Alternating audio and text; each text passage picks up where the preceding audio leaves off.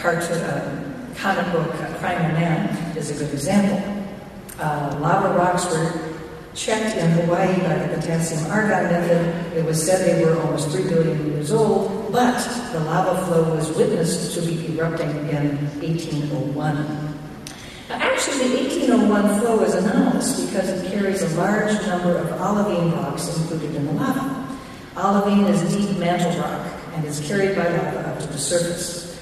The study by Funkhauser and Naughton, cited in the comic book, was noting that dating these xenoliths or foreign rocks will give incorrect potassium-argon dates, and in fact these dates are meaningless as a measure of the date of eruption. So this was an article to fellow scientists saying, don't use potassium-argon on this kind of rock because you're not going to get good results. But picking out and misinterpreting information and presenting it as if it challenged the whole enterprise of radioisotopic dating, and thus the whole enterprise of evolution, is pretty common fare in creation science. You find typical cherry-picking of data, alas, in the global warming literature as well. Now, a common anti-global warmingist claim is that it's not getting warmer. For example, 1998 was warmer than 2008. And again, I'm indebted to Peter Glick for this slide and its data. Now, indeed, 1998 was an unusual year for temperature. It was quite warm. And looking at 1998 to 2008, you see a decline.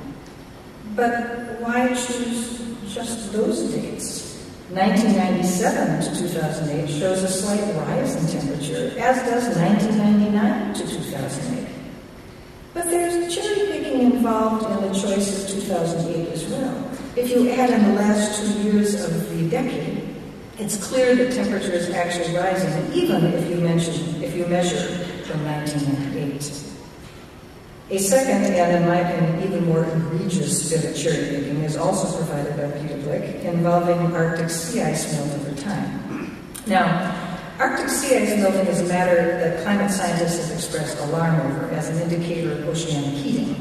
And oceanic heating is important because it changes ocean ecosystems with resulting effects on fisheries, coral reefs, glacial melt, sea level rise, and so forth. The Heartland Institute is a conservative organization that opposes global warming on anti-big government grounds. They wrote, National Snow and Ice Data Center records show conclusively that in April 2009, Arctic sea ice extent had indeed returned to and surpassed the 1989 levels. So when you look at the 1989, which is the blue line here, and the 2009, which is the red line, data on the amount of Arctic ice by month, look at the bottom of the graph, January, February, March, April, looking at these 2 years by month, it's apparent that toward the end of the decade, there's less Arctic ice, that red line is lower, than at the beginning. It's only looking at 1 point.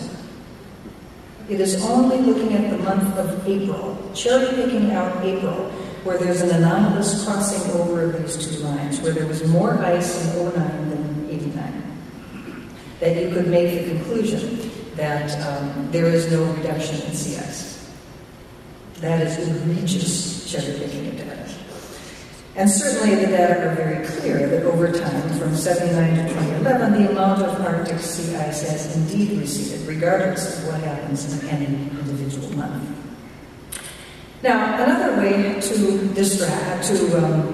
denigrate the science is to distract the audience from the real issues. And creationists have found that focusing on small issues can distract the public from the big picture, and that therefore confidence in evolution or in evolutionary biologists can therefore be weakened. A classic case is that of the peppered moth, itself a classic example of natural selection. This is not to be confused with Barbara Forrest and I, who wear too much beige and who therefore tend to get lost in conventional auditoriums.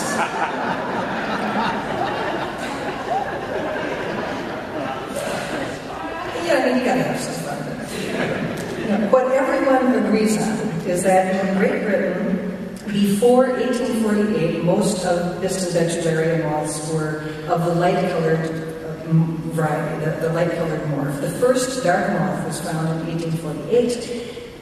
Only 47 years later, 98% of the moths were dark in collections of Lepidopterists. The decline in dark moths began with the use of cleaner fuels, and today the dark moths are again very rare.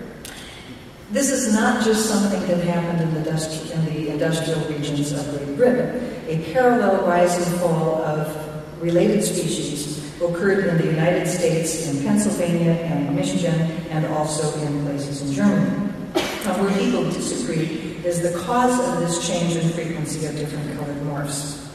Although this has been largely resolved with recent research by the British lepidopterist Majerus, who conducted a 5-year observational study to correct some of the earlier flaws in Kettlewell's studies from the 1950s. And it's really a shame that the peppered moth example has fallen out of favor, because it's still valid and a very good example and very understandable by students. Jonathan Wells, in his book Icons of Evolution, criticizes the peppered moth experiments, claiming there's fraud on the part of scientists. Unfortunately, the publicity given to his views and those presented in a particularly poor book, Of Moths and Men by Judith Hooper, have not been countered by accurate science in the public mind, and some teachers are reluctant to use the peppered moth as an example of natural selection anymore. And like I say, that's a shame, because it's really good.